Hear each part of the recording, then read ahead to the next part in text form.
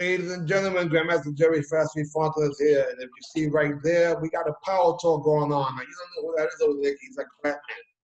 In the meantime, this is one of my favorite people in the world, and he and I go, well, we go back probably about 7 years solidly. It's been some crazy 7 years through a roller coaster ride of a whole bunch of things. Obviously, we know each other via MySpace days even before that. And at some point, I believe he also had heard about me, saw me in tournaments, blah, blah, blah. We've had talks before. He interviewed me. I interviewed him back in the days, but now we're going to do it via Zoom. I think it's a little cooler. So without further ado, we got Master. Give me a second here, Master. Master Ray Torres Bowman, or Bowman Torres. Welcome, brother. Hey. So, right. So as a quick correction, so we go back about 9 years. 9 years, okay. Yeah, 2011, Red Bank, New Jersey. Oh, there you go. You know what? That's right. Wow. How could that have happened so fast? Red Bank, New Jersey. I was living in what the heck? None of that town. Howell? Were you in Marlboro? No, not Howell. Not Howell. What was it? I was living near Red Bank, and there was a karate school right across the street from the train station. And myself and two other brothers, the two brothers actually, we took a pretty famous picture. So that was 2011. 2013 is when we probably interacted a little more, I think. When you came up to Perth Amboy, that's what that was. Yeah, so well, first of all, excuse me, obviously I'm wearing a mask and there's nobody around. It's not because of the COVID. I did get some dental work done this morning. So if I take off my face, you'll see all that the mess. So elephant man. I look like I got punched in the face. So your face. I did. What's the habit here? Not a good thing. So yeah, 2011. The knowledge, of course, of you goes back a lot further. This goes well into the 90s. You know, the thing is that we always had an opportunity to travel. You know, one thing my father always was big with was not staying in your own sandbox and playing. You had to travel, and who better to compete against than those from the north, because that's just what you saw, especially at Region 11. When I told you stories about how we used to acquire the sports, you know, the Karate Illustrated, the Inside Karate, Inside Kung Fu magazines, and you knew that a lot of the best fighters were coming out of New York or North Jersey. So when, you know, we once in a while headed west to like Philly, but a lot of our competition was North Jersey, the Oranges, of course, Newark, and Queens, the Bronx. The Bronx was beautiful memories of being out there. And of course, you know, the early 90s when we were up there, if you didn't hear the name Jerry Fast Street Fontanez, then you weren't paying attention. You know, of course, my brother and I would look through the magazines and see these rated fighters. And we didn't know anything about rating because we were local competitors. We didn't compete in national competitions. I still really don't. But we would see the names, and of course, anybody that had a nickname right away stood out. Because if they had a nickname like Nasty or the Death or something like that, right away you paid attention to, like, wait a second, is the reason why they got this nickname. So 96, I want to say it was 96 Source Magazine, maybe 97 Source Magazine. We see you doing a split, and you have Rocksteady crew members with you.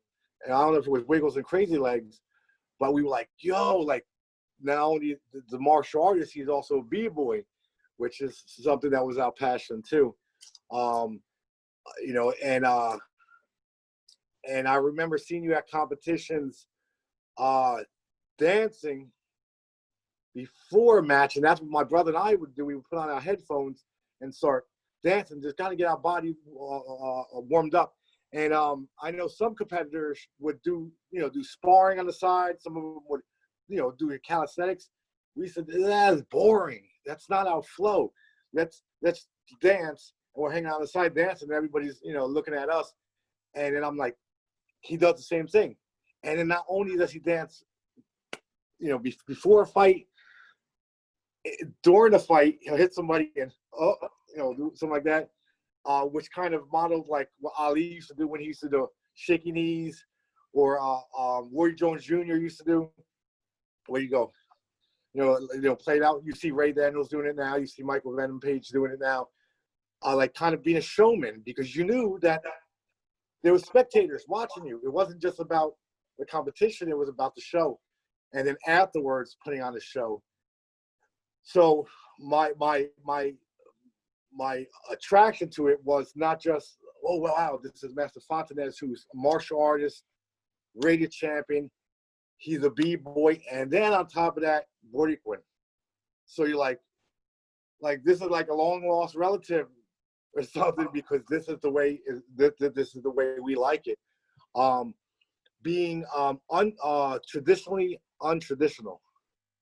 Yeah, contemporary, having fun. So it was interesting because I remember the first time, I gotta say one of you guys, I'm not sure which one it was. It might have been you. To MySpace, I got a message. I'm like, wait a second, these kids got, and I looked at pictures and videos. I'm saying, wow, they look like they related to me. What's going on over here? It was Yeah. So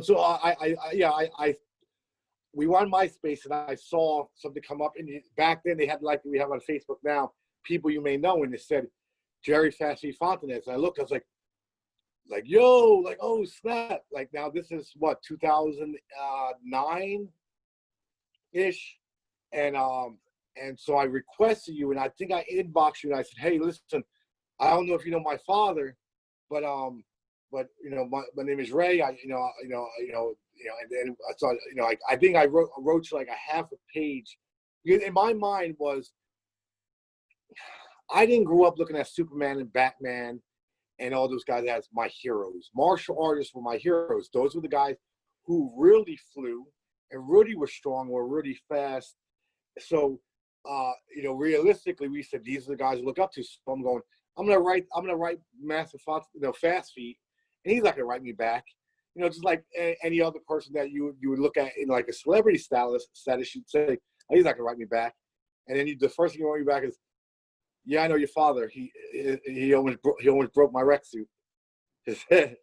yeah. Daddy's the head of the class. My rec suit almost ripped my rec suit. He came over to the school and tried on the rec suit, and I heard, like, damn, he got a big head. Yeah. So I was like, oh snap! So now, granted, I'm like, wow, rec suits, man. I remember that was the uniform, and everybody wore it. So and to acquire one was to do something great, because everybody was going to Asian World and everybody was going to Bold Look and whatever other places they were getting uniforms. The uniforms were horrible. I mean, we were changing uniforms so often. They were tearing. They were never a good fit to fight with. The one thing I did like was the Bold Look had a U-shaped collar, which I really liked because it reminded me of the Billy Blank, uniform. And but other than that, I remember going, man, the rec suits, wow, and you wrote me back. So I was like, I was hyped. Oh man, and approved my request, a friend request. And then there's the pictures of the 1230 kick and the Source magazine article. And I'm going, man, like, wow, like, so I tell Jay right away, or GJ Jr., but we call him Jay. I said, Jay, I found Fast Feet. He said, what? Get out of here. So he came up and requested you. And at the time, it's very limited. MySpace was a very, very limited platform, but other than just commenting on people's photos and doing some inbox. But it wasn't as it is now with our social media. And I remember going, at the time I didn't have a school at all. I had no thoughts of having a school. I think I was just at the Eatontown school training at the time. So 2011 comes along. No, but I think what kind of work were you doing? You might have been in law enforcement. I worked as a police officer in Asbury Park, which is two cities away from here. So at the time I was working as a police officer, and I was getting close to that 20-year mark too. So time, because I worked in 3 different cities over a period of about 20 years. And I apologize. I didn't realize it was that long, man. Wow. yeah.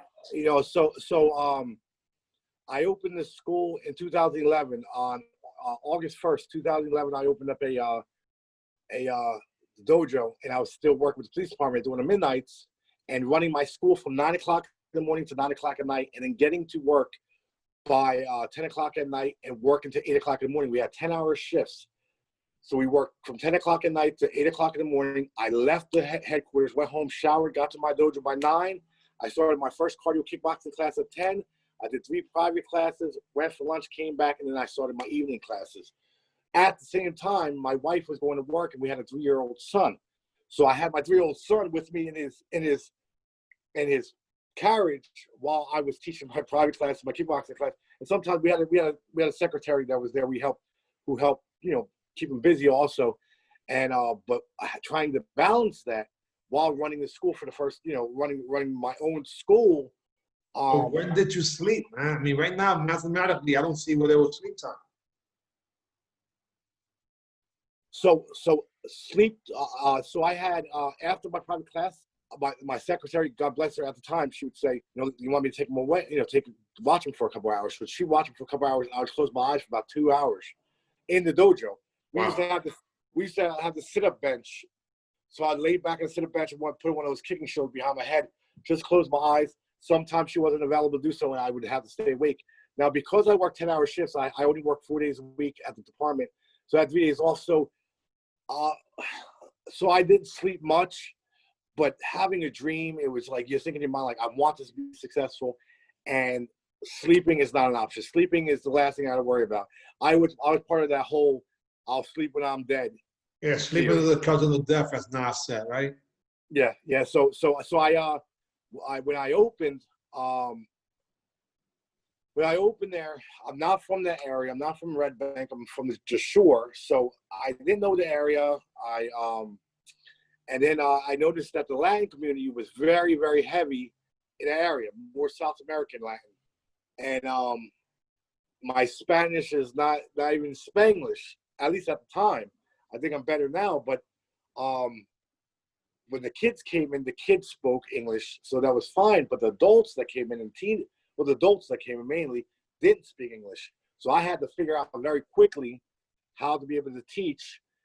And I thought of martial arts, at least in that sense, as something universal like music or mathematics. Right. I said if I could treat my martial arts like mathematics or music, which are both universal, I could do this, because I know no matter where in the world I go to, this means peace, or this means stop.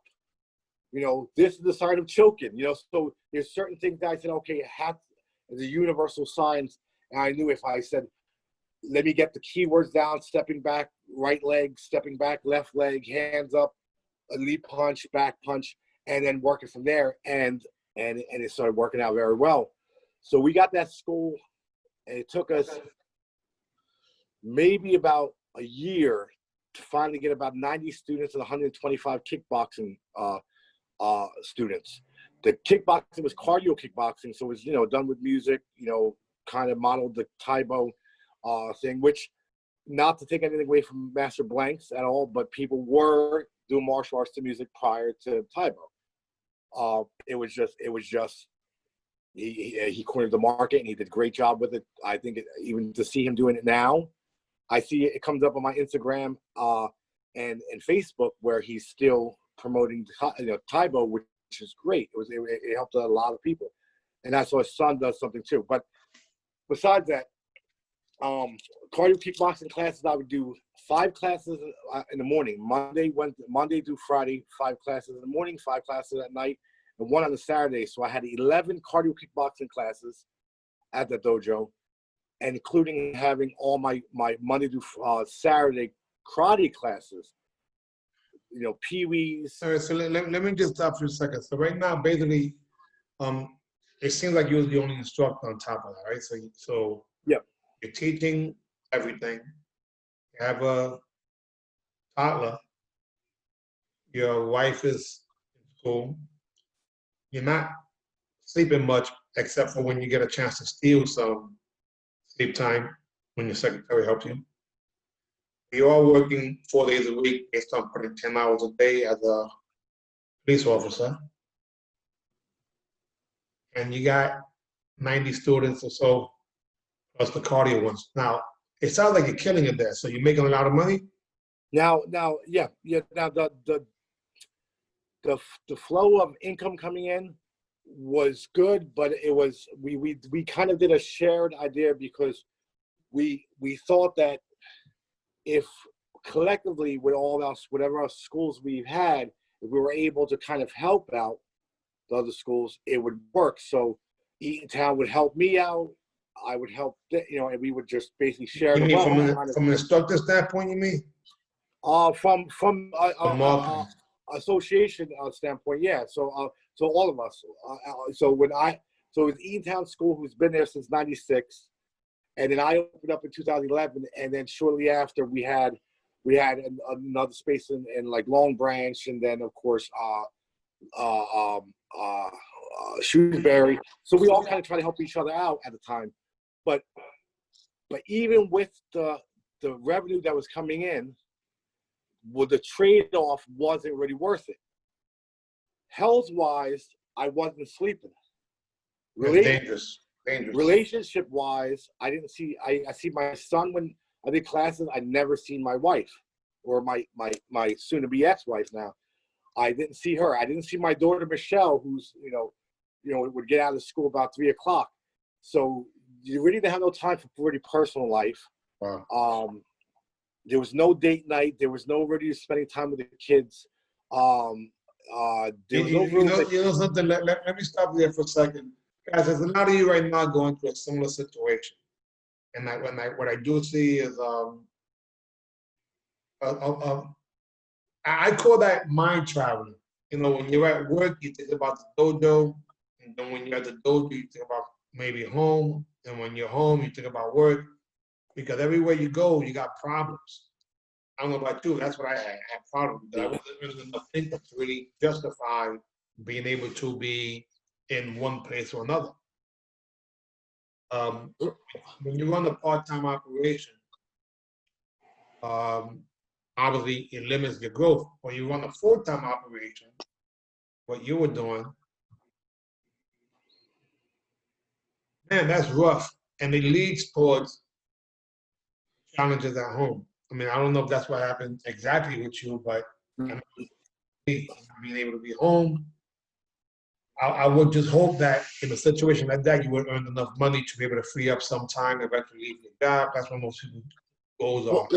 Well, I think my mistake was thinking that I had to do everything on my own for it to be the way I wanted it to be.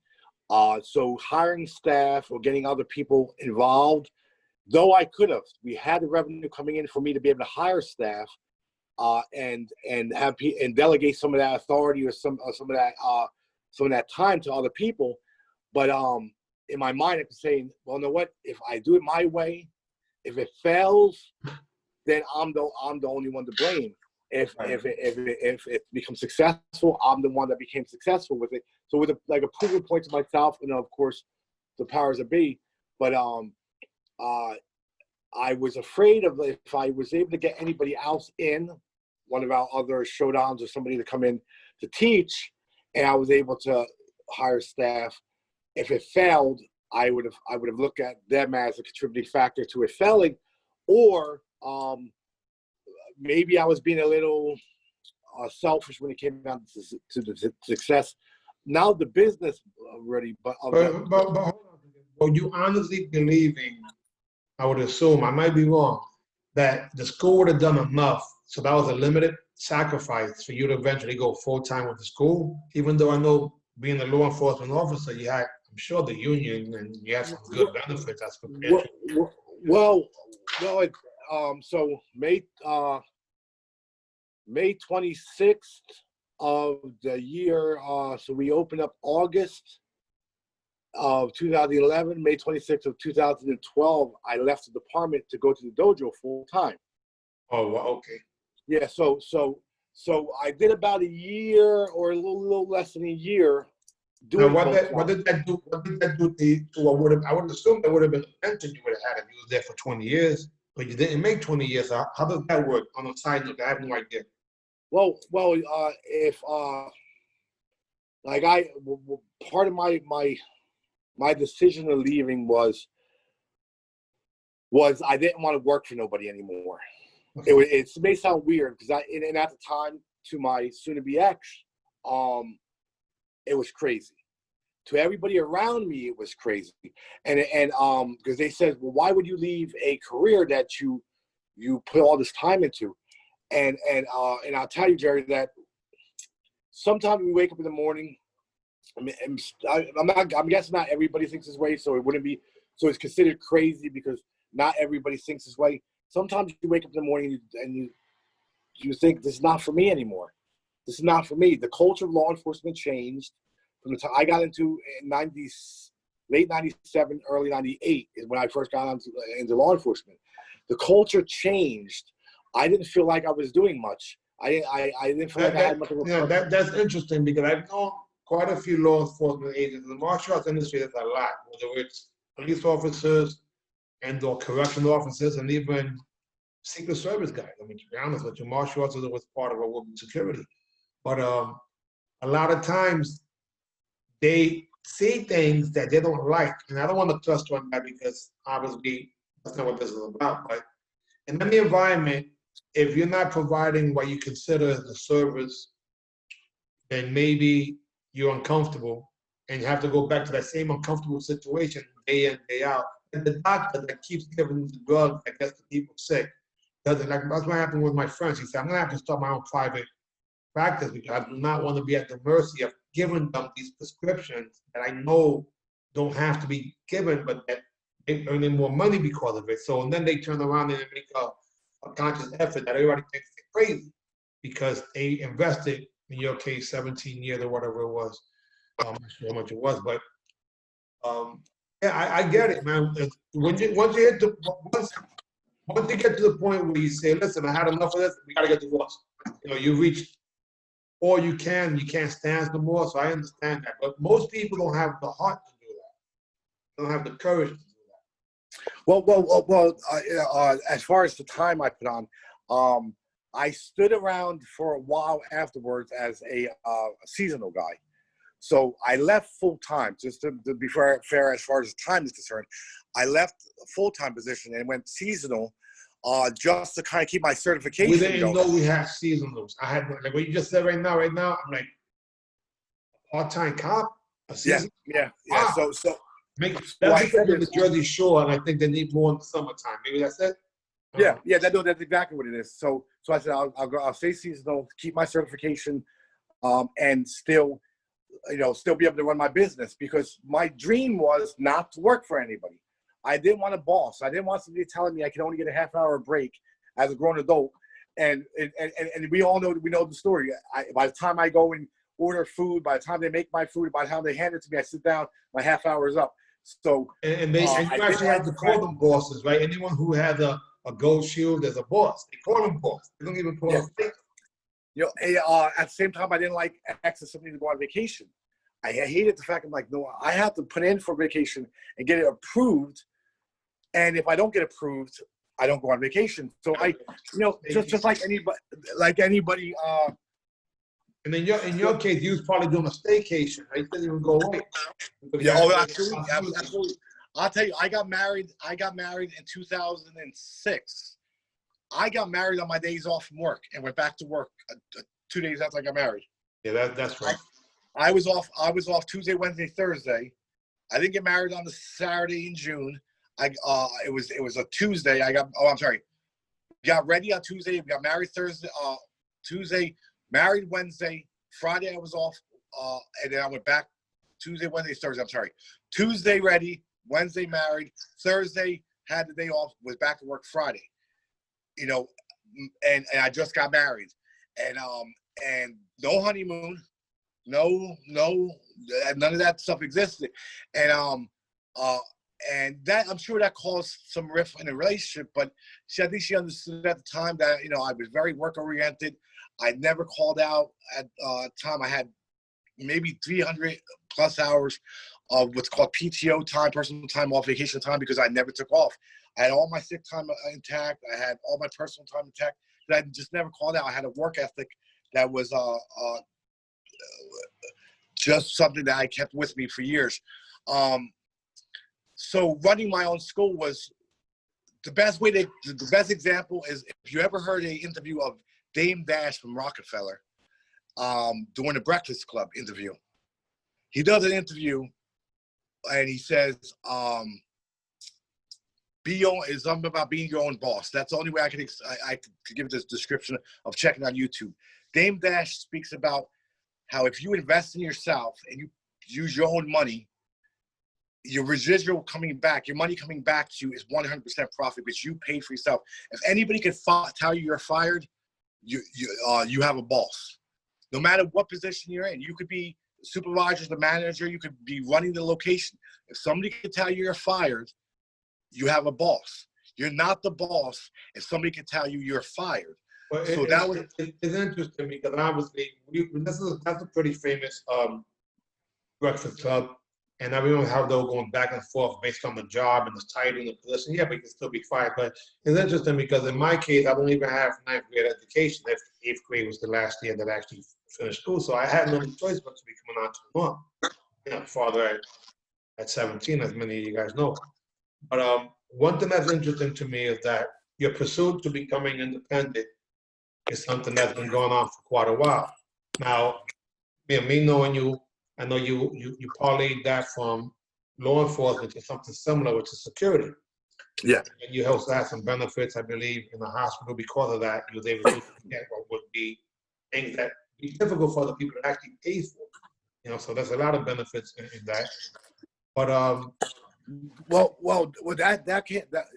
that kind of came a little later, where I ran into the problem when I left the department and I started running the school. The school was doing good, and then 2012, late 2012, 2013, Hurricane Sandy came along and they flooded the school. We were right down Bridge Street, right across from the train station. The school got flooded, destroyed all the mats, and including the sheetrock around the walls. And now I know why you never came to the bakery that we had on Graphic Beach. It was working. It was right down on Main Street. Remember, while that happened, I was inside the bakery. Yeah, absolutely. It was hard because I remember when you were speaking, because I know you were doing security at the beach down there. I mean, but Hurricane Sandy basically destroyed the school. The sheetrock was brown all the way around the edge of it. All the mats, the puzzle mats that we had, were expanded. It was destroyed. So we reopened on November 8th of that year, and went from about 90 karate students, 125 kickboxing ladies. We only had about 25 students come back. When I tell you, none of the kickboxing ladies who were on a daily class, they were on daily class. They were paying, for daily classes to come in. So nobody was on any type of, contract or any type of plan. So an agreement is probably what you would have needed during that time. You know what? Yeah. I mean, I think that if we signed people up, because we used to have classes of 40 students there. We have 40 ladies on the floor. We would charge $5 a head. To do this class. So you're making $200 a class, 11 classes a week, at $2,200 a week coming in. But just to be fair, during the time that was happening, that was probably about a third of the price that people were charging in the Bronx. Yeah. Half, maybe other areas. But anyway you put it, if it added to the money that you already had, that was awesome. I mean, but when it stops, see, the challenge is exactly that. When they don't show up for whatever reason it is, and then you don't have the ability to even restart them because there's no agreement with them, and then you have to start from scratch. Yeah, I mean, that's exactly what happened. So at the time, when we only got down to 25, that wasn't even enough to cover the rent for the place. So now, of course, we're like we don't know what to do. So we ran into some problems. We wind up closing up shortly after, I want to say February of that following year. So this was November 8th, we reopened, 25 students. 25 students, November 8th. That February 1st, we closed. So we were transferring the students from Red Bank to Eatontown in our van, in our student van. And we drive those 25, pick them up, bring them to the other school, and then drop them back off, because a lot of the students we had were, the parents were immigrants. So a lot of them didn't have licenses or weren't driving at the time. So we would pick them up, and then we would. So you're talking about regional. It was people within walking distance of your school. And when that wasn't possible, it made it difficult for them to go to the other side. So you had to provide the transportation. Yeah. So we thought that was the kind of the least we could do, because they were loyal enough to kind of come back and stay with us, and then to at least keep them around. And yeah, but at the same time, here you are in the seasonal job. That madness happened. The bills don't stop; they accumulate. So what did you do? I think I want to say we only had about 50. By the time everything was done, by the time February, March came along with that following year, we only had about 15 left, because some people just, they would have to get to the dojo a lot earlier than they usually, so we could pick them up. And by the time we dropped them off, they would get back a lot later. So they were basically away from home for about 2 hours, and putting parents in the van, it was a mess. But about 15 stood at this time from that group of people in Red Bank.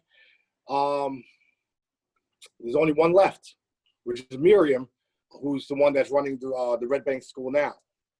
She's the only one left from the original 90 students, from those original 90 that when I first opened up in 2011. But my brother, who works at the hospital, GJ Jr., he works at the hospital. He's been there about 15 years. He says to me, hey, I know your school closed and the student enrollment's kind of down, and you're just transporting them to Eatontown. Why do you come over to the hospital and work? I said, well, I'm doing a seasonal position with the police department, but I can really use something full time with benefits. And that's what I did. I jumped ahead of it. Oh, mind you, I forgot to mention that the money that I had into the pension is still sitting there now. So it's like, if I pick up a state job tomorrow, I'm sure I'm gonna have to pay penalties and stuff like that, but it's still sitting there all that time. I never went back and did anything with it. And it's still sitting there. So I could roughly put in another 7 or 8 years in with another state job and retire at that 25-year mark. But that's near here or there. So getting back into the hospital, that was a way for GJ to kind of like help me aboard and get me back into things. So I'm working at the hospital. I'm running a karate program 2 days a week at the local recreation center right here in this town. I teach Tuesdays and Wednesdays. The classes were, I don't think I ever got anything over 10 students there, because I noticed that when you charge less, people treat it like it's less. Yeah, that's no question about it. See, again, only because I know a little bit more than most in terms of charging. I always believe exactly what you said. I give out information on a daily basis for free. I get paid more money from one person who I speak to once a week sometimes than all these people I give information for free. The value is a little different. If you pay less, whatever it is, you attract those people. Like I strongly believe that we should be able to have people travel to our location and pass all the other businesses because of your quality. But the only way to do that is you got to have all the tools in place for that to happen. As an example, if I have a little logo, it's not the best logo I did it the other day, but you can see that's a common denominator. Anytime I have a logo, my other corporate identity is there, and then this I got since 1988 is there too. You have changed the logo a few times already. Background. Right, so I want to, only because we only got a few minutes left and we'll come back and visit this. and we'll stop it at that point. The transition between what would have been seasonal martial arts instructor, I should say, law enforcement agent, while the school is in hell in a handbag. So for the next 2 minutes, if you could just wrap it up, and then we'll continue next time. I will be able to, we'll be able to. Okay, so I was running this program at the recreation center, charging, I want to say $60 a month for 2 days a week, and I don't think I ever broke 10 students. I don't think I ever got over 10 students at all. Did you get more headaches? Because usually when you have a program like that, it's people that create drama. I mean, in my experience, they create drama or nonsense. It's like, well, because the classes were so small, and I only was teaching 2 classes a week, so I was only teaching Tuesdays and Wednesdays. So I noticed, I had 5-year-olds in the class with 15-year-olds in the class. The worst idea possible, and I knew that it was gonna be tough, but I figured, who could complain? If a 5-year-old is training with 15-year-olds, they're both white belts. I can train them both the same way, and it really doesn't work out that way. 15-year-olds don't want to be training with 5-year-olds. So going through a lot of stress about that. I wind up taking a trip out to Argentina with my father in 2017. February 2017, I took a trip out to Argentina, and it was just supposed to be a getaway, just to get kind of reset, relax. And I got out there, and I noticed that he had stuff going on out there. I'm meeting all the martial artists out there, and they're all wearing. Just give me 1 second. What I want to do, if you don't mind, I'm gonna find out if it's possible for me to push this for at least 1 o'clock. I'm gonna push back a meeting because you're on the roll. So I will stop the video. You see that photo. You continue. I can hear you, but I'm texting somebody. I won't be rude. Just trying to push it because you're on the roll. So 2017, Argentina. Yeah. So I head down to Argentina, and I see that my father has things set up down there, Black Dragons Dojos, where we get down there, and all these people are wearing out kanji, and they're working out forms, and I'm like, and I know he traveled back and forth there for quite a few years, so it kind of gave me a re-up. Now, anybody that's been down to Argentina or any of the South American countries will see that we have little to not be thankful for. They're very, very poor communities, but very, very humble people in very, very poor communities. And it was a rude awakening. It humbles you very quickly to see somebody living very tough, but their spirit in martial arts was unbelievable. I mean, when I tell you, it was, the sun kids were training from 12 o'clock noon to something like, 8 o'clock in the morning to about 12 o'clock noon. The kids were training when we got there. We got there at 8 o'clock in the morning after breakfast, and these kids were out there working forms. One of the dojos are in the backyard of one of the master's houses, and he has puzzle mats in the backyard in the dirt. Hey, wait a minute. I heard of some guy named Fasky teaching in the hallway in the Boogie Down Bronx projects in 2020. To me, it was like, oh yeah, that's right. Yeah, you're in the hallway, and so it tells you, it shows you, it doesn't matter where you teach and what you teach, but the humbleness that I got from that trip, I was like, who am I? Who do I think I am with all these troubles? I'm seeing people living much poorer than I am, with probably much more problems than I have, and here I am complaining about boo-hoo me. I want more changes and better things going on for me. So I get down there and we train, and I get to meet great people and stuff like that. And this was during the trip. They wanted to give me a patch for each of the dojos during that trip. That I'm gonna represent them and shout them out. They gave me patches. They were very, very courteous. And then we, of course, joined a nice organization. We just started like Black Dragons Dojo of Argentina, and they just learn off us. We take trips down there, teach the forms, teach the way of fighting. But when I came back that February, I looked at my father and I said, "You know what? I want another crack at it. I want another crack at it. I want, you know." And he goes, "What do you want to do?" I says, "I want to open up my own dojo again." So I remember passing by a teller shop. There's a teller shop in Bradley Beach where I was teaching at the recreation center. I was passing by this teller shop that closed down, and this used to be Oscar's the teller. The owner's Oscar. He owns the building. So I'd pass by and I see this place empty all the time. So the first thing I did is I went out to Google Earth or Google Maps, and I found the storefront, a picture of the storefront or the angle of the storefront. I snapshotted it, and I looked at it, kind of cropped it, and I wrote Black Dragons Dojo, Bradley Beach. So you visualized it in the actual photo. I've done that many times too. Yeah, you want to put it in your mind's eye. And so I said to myself, "This is gonna be my dojo," and I have it on my Facebook exactly what I wrote on it. I said, "I could do this." So we came back from that trip. It was end of February.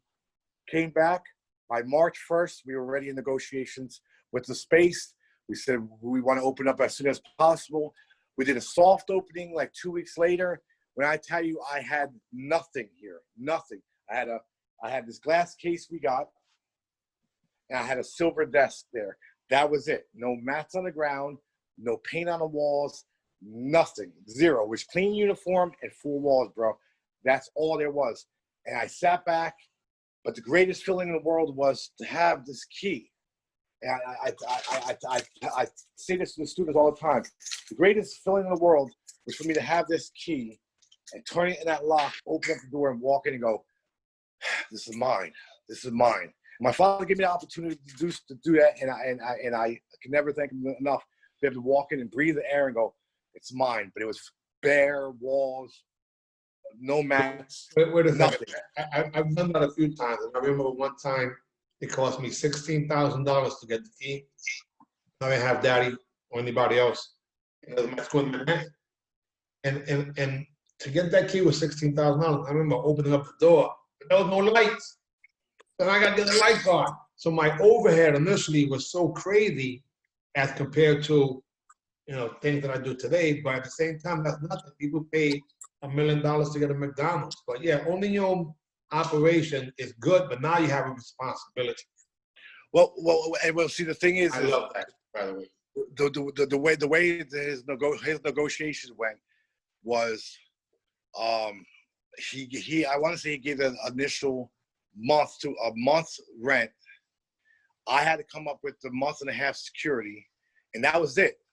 Then he stepped back and went, "Okay, son, it's up to you." So I had to obviously come up with a month and a half security, and then do it by myself. I had to promote by myself. I had to get people in here. I had to hustle my ass off, and it was tough. It took a lot. Emotionally it took a lot, and mentally and psychologically it took a lot. And then then I had great people around me. And I noticed that when you have people around you that really care about what you do, they're willing to help without throwing it in your face that they're willing to help. So I have my girl and she got involved, and she's like, "Well, I'm gonna help with the walls," and we got the walls painted and the sheetrock put down on walls. We redid the sheetrock. I came up with what I had to do to get the mats put up. Now my father came in here himself and he painted the whole school himself. He does that with all the schools. That's kind of his way of kind of break like the whole shovel breaking dirt thing. He painted everything for me and set up everything. We got down the mats and we got going. So he had a hand in making sure the place looked like all the rest of the schools. Because he wanted stuff uniformed. We got the retainer walls set up for the parent section, and of course the training section. But first year and a half, you don't make profit. Don't make nothing. I mean, I'm not saying nobody does, but we didn't make nothing. Yeah, so let me just interject for a second. And you're absolutely right. You have people, I'll give an example, Exotic. Exotic is Jean-Claude Lewis. He opened up the school in San Antonio, Texas, August of last year. He got to 180 students, then the pandemic hit. With the pandemic, and again, guys, this is not normal. Most people, this is not the case, even with schools that were around for 30, 40 years. But even during the pandemic, he was able to hold 150 of his 180 students. Now, mind you, he did a whole lot of work. He is retired from what would be, he just retired getting a pension from the government. So he has some other resources. So in his case, he was able to do it. But most people just can't get the finances in order to really make things happen at the highest level, even with established schools. And then when the pandemic hit, it changed the entire game. But yeah, seems like we lost him. But guys, what I want to do is keep sharing stories of martial arts schools. And sometimes it's rough. Sometimes they can't make ends meet. Sometimes they do incredible. So we had Master Ray Torres sharing his trials and tribulations. Now, it's not over. It's not the last one. It's just one of the many people that we will be bringing here to martial arts MA Power Talk. I really appreciate you guys watching. Stay tuned for more. We'll get back to Master Torres as soon as possible. AB, see you soon.